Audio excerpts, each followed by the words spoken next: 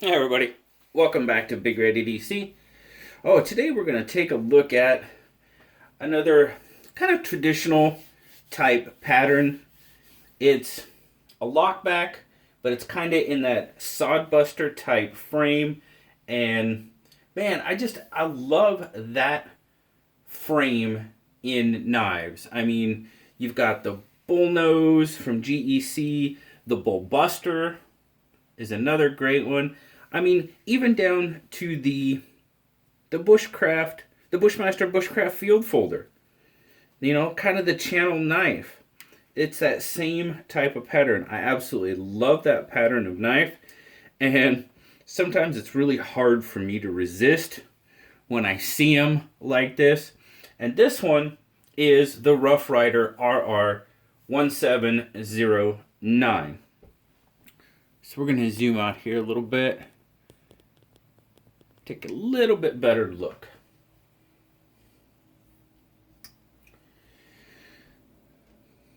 Now these are listed as Blackwood scales, and I'm guessing I'm not exactly sure what type of wood it is. I'm sure it's referring to the color.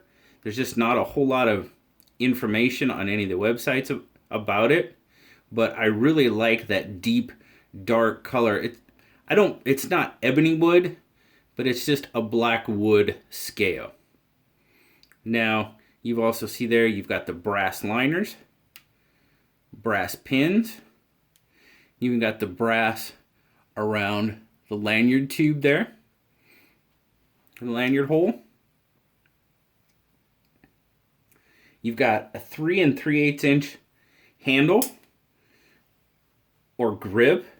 Now if you would choke up a little bit, you could extend that grip to probably 3.5, just over 3.5. So it is a smaller knife by size. As you can see there, it is a nail nick opening. Now it doesn't have a half stop. As you can see there, there's no half stop. And it is, as I said, a lockback. Now once you got it open, you see there, you got a satin finished 440A stainless steel blade, drop point. There you've got, let's see, you've got, where am I at? Here we go. I can get it in there. Better go this way. There you go. You got the Rough Rider logo. And this is Rough Rider, not Rough Wider. Apparently they've changed their name, so it's RYDER. There you go. RR1709. Made in China, yes. It's got a 2.5 inch blade on it with about a 2.25 inch cutting edge. Just shy of 6 inch fully open length. I measured it out at about 5 7/8. So just shy of 6 inches. As I said, made in China. So let's see what this guy's gonna do in our pocket. Now I don't know. I haven't tried to put it in my dual slip that I got from RG2 Leatherworks. It might be a little bit big for this one. I think both of my slips are a little bit big for this guy, but I'll have to check it out.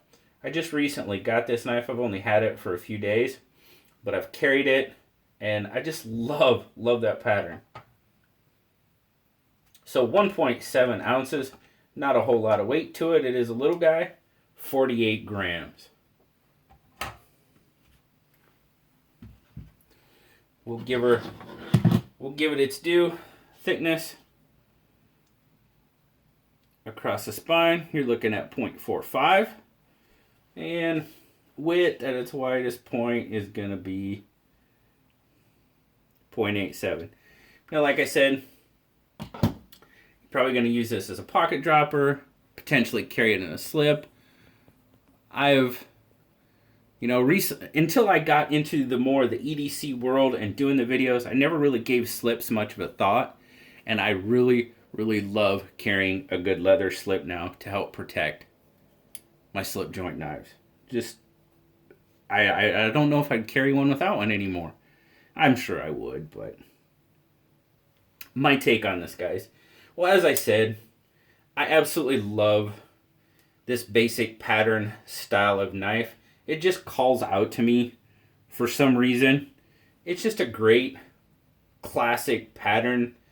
I mean, the sodbuster, I mean, it's got its roots in farmland, and I don't know, maybe that's it, the rural community, because that's where I don't know. It calls out to me when I see them. It's a solid little knife. It does have just a little bit of wiggle in the blade. Just a little bit. I can't say it's absolutely rock solid because I can feel just a tiny bit. So, there is just a little bit. Good solid. I love the scales on it. When I saw it in the picture, I mean, pictures don't do it justice. I got this on Amazon. Pictures don't do it justice. I was like, oh, that looks pretty cool. I'll check it out. Now that I have it, I really, really like the way those scales look. It's just a deep, rich color, and you can kind of see, I don't know if it's coming through in the picture, but you can kind of see some of that wood grain in there. But just a gorgeous, gorgeous color on those scales. Now, it is a Rough Rider knife, but I tell you what, the fit and finish on this knife, I'm telling you what, man, it's rivaling a lot of higher quality knives out there, I'm telling you. There's no, I mean, I got no raised edges here. The pins are pretty darn flush. You can feel them just a little bit. But man, overall, this fit and finish is pretty darn good for a budget knife. And Rough Rider, if you are wanting to get into traditional knives, slip joints, and my good buddy John over at Grateful Panic, this was the advice he gave me, because I told him I wanted to get more into the slip joint world. And he's like, start with Rough Rider. If you want to try them out, see if you like them, there's nothing better than a Rough Rider knife when you're getting started. And I tell you what, he could not be more correct, in my opinion. Just some fantastic little knives. Blue loved it as well. Blue gave, oh, we can hardly see Blue. We got to get him over here. Where's he at? There he is. Blue loved it as well. Still can't see him all that well. We're going to put him right there. Can we see him now? There he is. He gave it an 8.5. He likes it just as much as I do, if not potentially a little bit more. Now, here's the kicker. This knife, $9 on Amazon.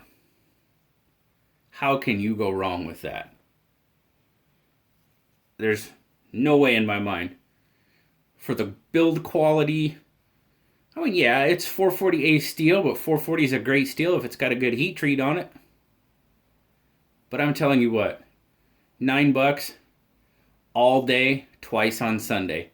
Can't beat this knife for $9. There you go, guys. It's just a simple, awesome little knife. I love it. I'm so glad I picked it up. And I'm so glad you guys spent some time with me today checking out the Rough Rider RR1709. As always, guys, I greatly appreciate you spending the time with me. Like, subscribe, leave me a comment. I love talking to y'all. Until next time, I'll talk to you later, guys. Bye-bye.